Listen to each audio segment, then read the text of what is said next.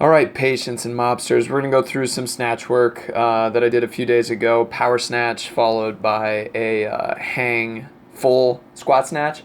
And we're just going to go through this not in terms of I'm a specialist in Olympic lifting, because if we went through that, there's plenty of things that we could critique and change.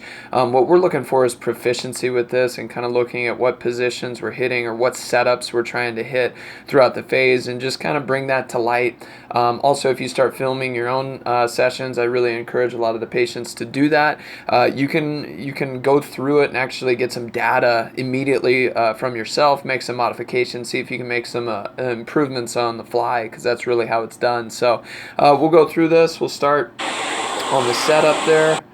We'll go back and we see, I have a particular setup. I like to load from high to low. Some people like to go from low to high, more in kind of what you see me doing there on the way up. It doesn't matter as long as you end up in roughly this position where you're nice and rigid through that low back. Everything's tension. You're not rounding too much through the shoulders, and you feel pretty integrated through the system. You're going to be in good shape. So as I progress through here, I'm really driving knees back until I get just above, and we see driving knees back. I'm starting to look up there. Olympic lifting specialists will they might differ on when you should do that, whether it's the bottom throughout the whole lift. But realistically, I'm just trying to keep my spine neutral until I absolutely have to get started into that jump phase. But here I'm into my hang position, and you see that little rebend right in through there. Knees went back. Now knees come forward through the ankle to get into that pocket and power position. Pretty happy with that. Am I up a little bit on my heels? Yeah, probably. I could get better at that. But for the most part, if most of you are hitting this position, you're going to be in good shape with your snatch work.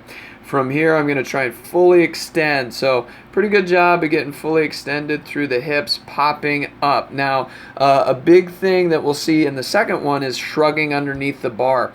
We don't want to be popping and shrugging to get displacement of the bar. We want to pop to get that displacement, meaning pop through our hips, but we want to shrug ourselves underneath the bar. Now, this is a power snatch, so I'm trying to get this as high as I possibly can.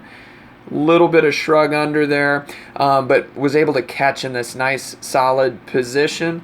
Let's see if I reposition a little bit back. Nope, I caught. I was pretty happy with that. I did some work to really set up that motor pattern of getting hip back, chest forward, bar back. So if I drop a line down here, to the mid part of my foot, we'll see, I got my heel behind, my knee in front, my hip behind, my chest in front, and the bars back as well. So we got this nice crisscross pattern of stability there.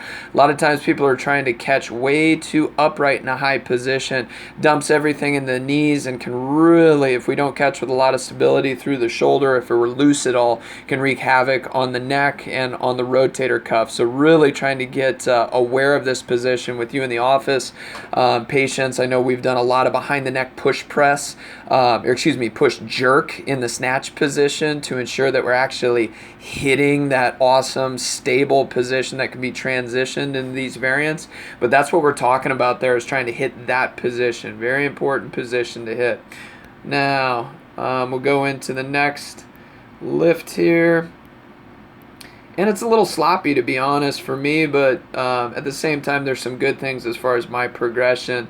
I'm going to dip down here. Now, I kind of come out and away a little bit more than I should. I don't nearly hit that power position or that pocket like I did. Something I got to get better with through the shoulders and through my whole upper extremity to kind of hold that bar back as I'm getting into my power position at a higher weight.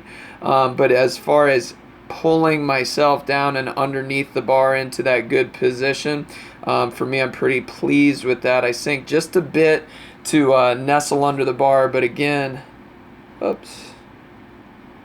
draw that line down and we're in good solid position. Knee in front, hip behind, chest in front, bar right over the top of the middle of the foot. So pleased with that progression of finding coming out of there, not really having any trouble driving kind of out and up through there. So just remember trying to think, hey, can I hit the right positions on the way up? Really find that good pocket position to explode the bar up, shrug underneath the bar. But most importantly, even if you miss a lot of those, the things that we're treating are because people aren't finding that solid catch position somewhere like so, where we're not locked out.